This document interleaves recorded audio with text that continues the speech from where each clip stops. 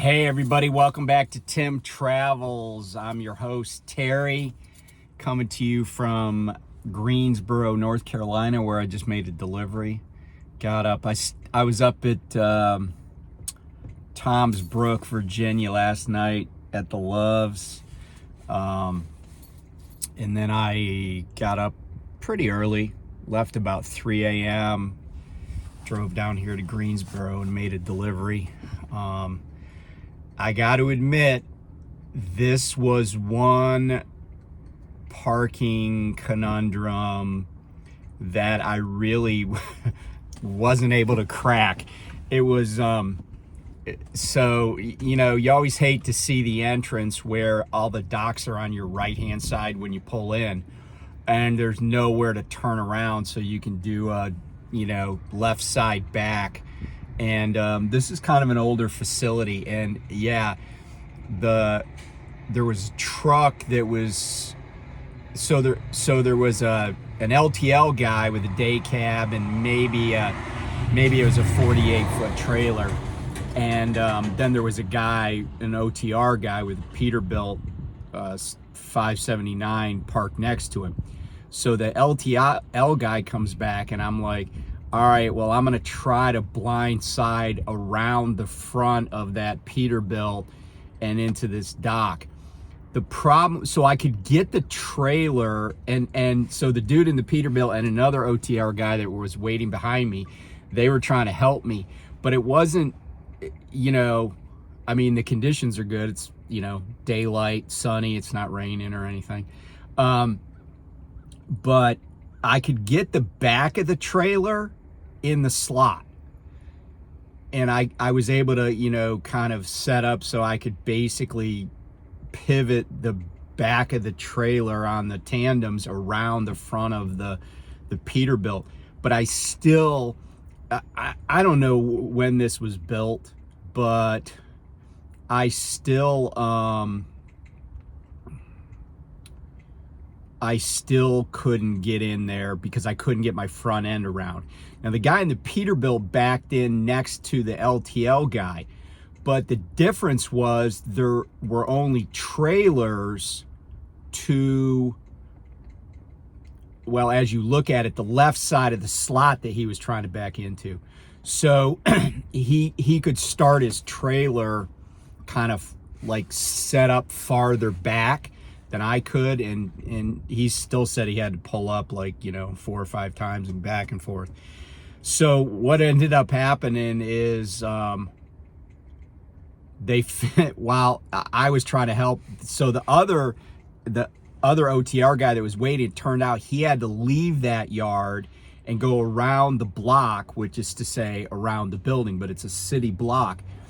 So I just stopped what I was doing, ran out to the street so he could back straight out of this facility across the street and up a side street, because there's like a little T intersection where the entrance is. And by the way, this is Sherwin-Williams, if you ever been to their facility here in Greensboro. And by the time I got back to my truck, the dude in the Peterbilt was done getting unloaded, so he was able to pull out. So then I had a much bigger hole that I could back into, and I didn't have him sticking out. But it was bad, like old school. But the crazy thing is, I was at a plant the other day that is brand new. Like, it's so new that they don't even have, they don't even have all the furnishings in and all the fixtures in and stuff. But and there's 2 buildings. And I backed into a dock, and I didn't run on the grass, but their grass is already all torn up, and you could see where it maybe was raining and people put their steer tires in it trying to swing the front end around. And I'm like, and this place is out in the woods too. It's like an aluminum, like I brought aluminum ingots there, but and so they make stuff out of aluminum at this plant. But I'm like, you guys just built this, and it's already getting torn up because, yeah, you can get a truck in there without, without getting on the grass. But not every driver is as practiced as others, you know. So I just don't know why, you know, like, put down a little more pavement and make everybody's life easier. This place, I don't think there's anything saving it. I really, if I had my way, if I ever come back here, what I might try to do is pull forward up that side street, back across the intersection, back through the gate. Hopefully it'll be open when I do that. And then do a left side back into one of their docks. But man, over the road 18-wheeler with a 53-foot trailer, that is not, I mean, it wasn't horrible because I'm not in a hurry or anything, but I just prefer not to do that. Anyway, a couple of things have come across my desk and maybe across yours. So the Kansas police in Kansas the other day stopped a driver of a Jeep who had like basically 7 white lights in the front of his Jeep. But in Kansas, you're only allowed to have 4.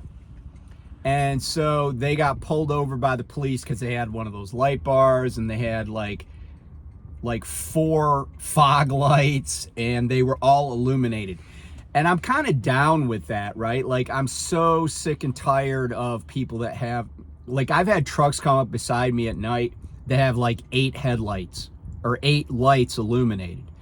And in Kansas, the law says the most you can have is 4. So it wouldn't bother me to see them start cracking down on that. I wish they would do that in other states. And some states, Kansas is one of them, they have a dim your headlight law.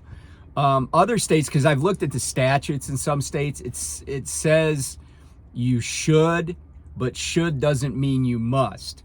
And, you know, they're always ambiguous because they use words like oncoming traffic. And my you know, like if somebody's in Rawlins on I-80 headed east and you're in Cheyenne on I-80 headed west, is that oncoming traffic? Well, yeah, it is. It's just a long ways away. Now, everybody says, well, what about common sense? Well, you know, common sense just means what you think it means. In other words, everybody has their opinion. And the thing is that, you know, like I have sometimes I'll have my high beams on and there's a huge gap between different lanes of the highway. Like it's like 100 yards wide, you know, and just because you can see somebody's headlights doesn't mean they necessarily need to dim them. But there's the other end of the spectrum where people just don't dim them at all. So I'll be glad to see if they start cracking down on these freaking light bars and all this other crap.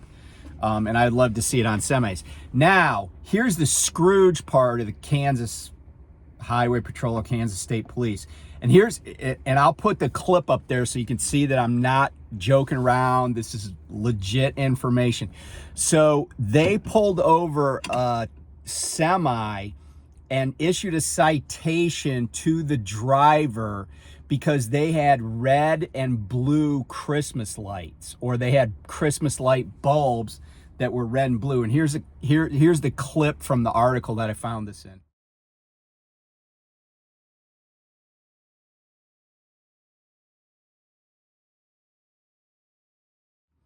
Okay, so, you know, that's bullshit.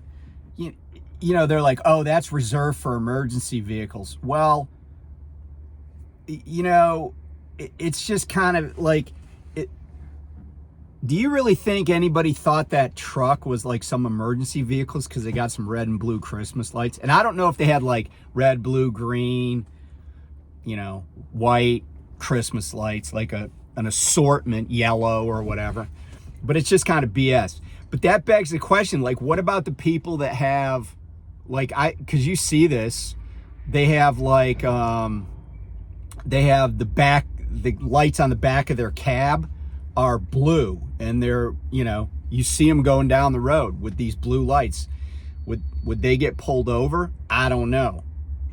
But Yeah, so red and blue Christmas lights are forbidden because let's be honest, the Kansas State Police hate baby Jesus. So yeah, let's just make things hard for everybody. Now I could see it if they were like strobe lights or something, but you know, it's bull crap. And yeah, I used to run through Kansas a lot, but I don't anymore, so I don't really care what the Kansas State Police think of me. Although I might cop to a murder, an unsolved murder in Kansas if I'm on my deathbed. Okay, so let's talk about Prime being Scrooges. So here's a copy of the raffle for this year. Got it from a driver at Prime, and yeah. So here's the.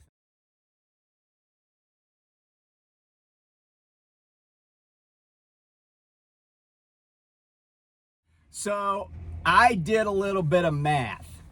And if you add up all of the prizes, they say you got 82 chances to win, okay? I'll come back to that in a second. But essentially they're giving away $225,000, or basically what Robert Lowe earns every week. And you know, I'm sure all the corporate douchebags got together and were sitting around and they were like, what's the least we can do to try to get drivers to stay out over the holidays and make us even more money than we've already made this year? And, you know, they calculated their own bonuses and stuff like that. And I'm sure some of them got bonuses that were in the 225K region. But here's the interesting thing about this. And I said this before in a video. I said, look, they don't have to do any of this. And that's true. It is true. But this is not generosity, not by a long stretch. Because here's the thing. And you know, like my friend Jim C said, and he said this on his channel last year, he said he wasn't going to stay out another year over the holidays. He wasn't going to do that this year. Maybe he's changed his mind. He's got a new truck. I don't know.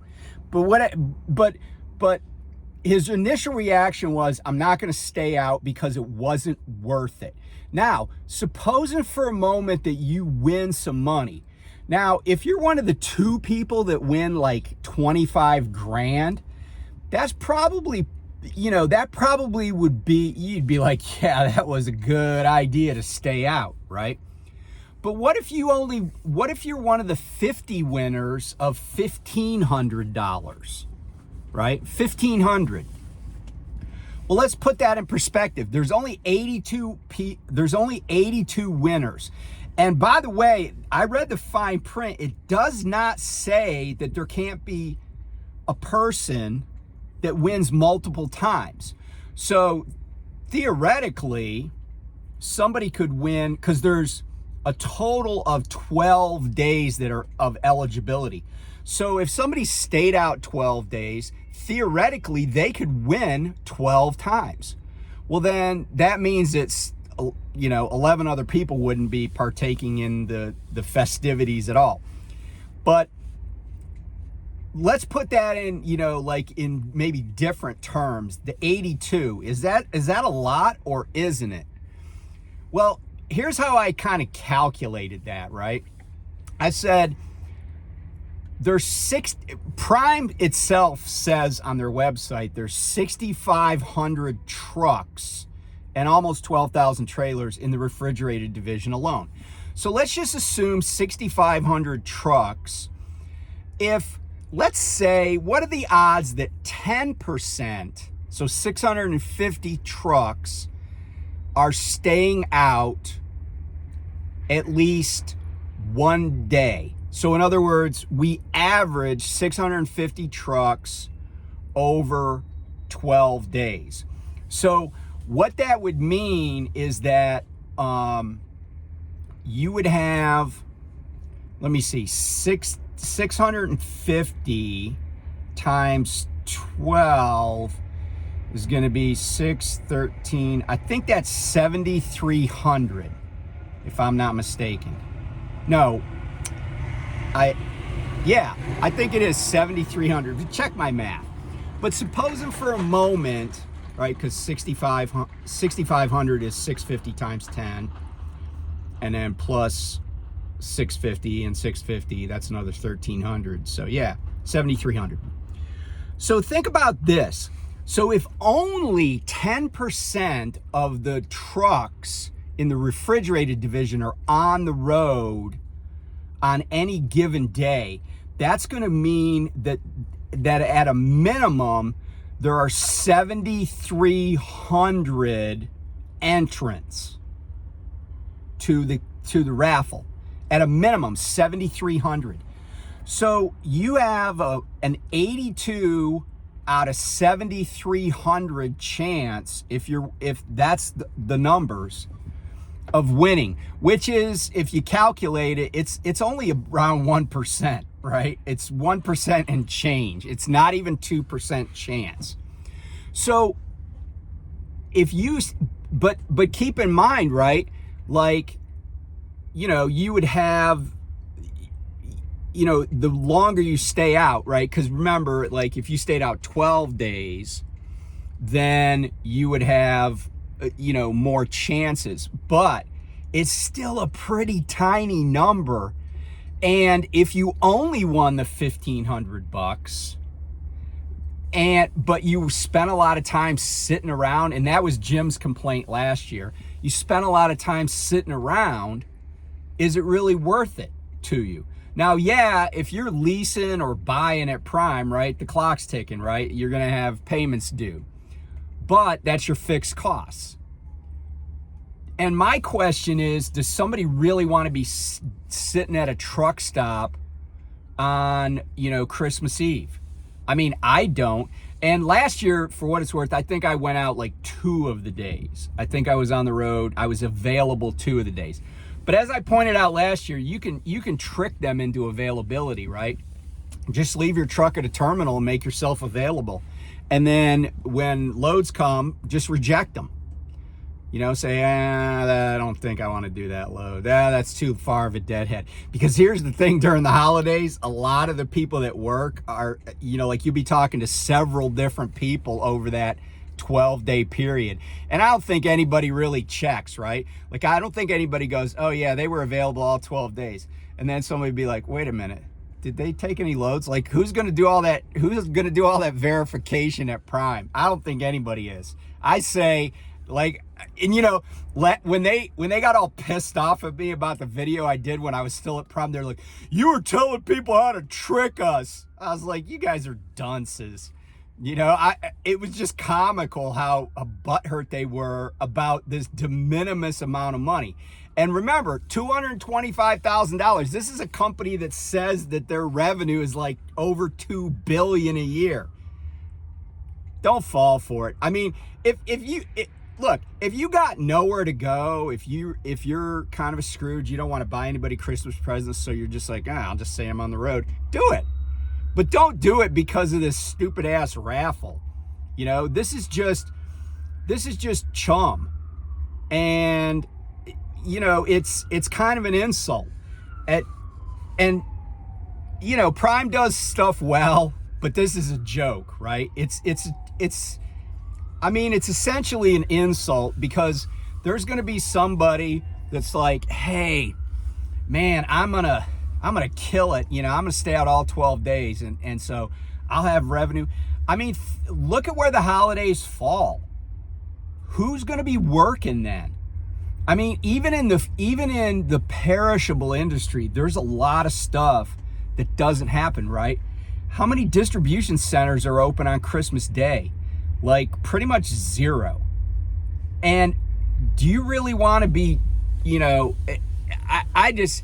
and I'm not trying to talk anybody out of not being on the road, because hey, I need bologna too over the holidays. I mean, I need to make sure that there's, you know, coffee creamer or whatever in my fridge at home. Actually, I don't do that. My wife takes care of that.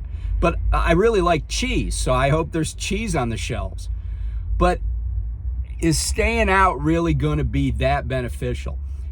If I told you that in 12 days you would only get 3 loads, and they would all be 500 miles or less, would you then go, yeah, let me stay out for 12 days? I mean, if you like getting 34s at the truck stop, I mean, I guess that's cool. But, know what you're getting into. Don't be tricked by this. Like I said, this is a rounding error for a company that makes in the billions. 225K, it's nothing. It's nothing. And it's also an insult to all the drivers in the other divisions. And they're like, oh, well, those places shut down. Yeah, well, those drivers took care of you the rest of the year.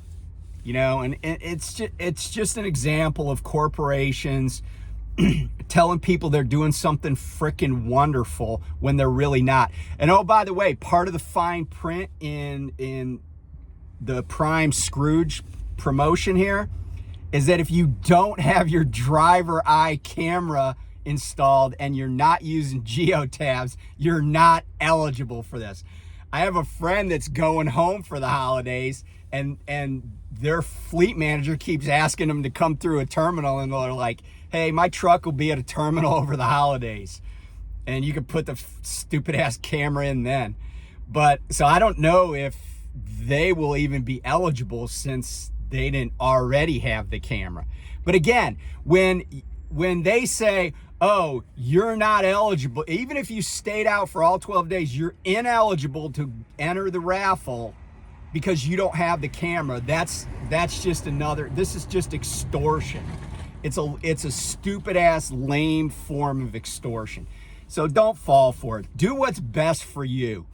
If being home with your family is more important to you than maybe making enough to break even, then stay home. And here's the other thing, and I don't know how many people are aware of this, but when a driver at Prime, like a lease operator, owner operator, or lease purchase, whatever you want to call them, when they're in the hole, their fleet manager is super motivated to get them out of the hole. Because if somebody is in the hole and they quit and they say, you know what, I'm not coming back, keep your truck, that driver, or that fleet manager, is partially responsible for that balance, that debit that's on the balance sheet. They are partially responsible for how much that person's in the hole. So if somebody's in the hole $10,000, the fleet manager has to eat part of that. So they're very eager to keep people out of the hole. They might not keep you making tons of money, but they don't want you in the hole either. So more food for thought. But anyway, that's the breakdown on this year's Scrooge raffle at Prime. Be safe, and I'll talk to you soon. Bye.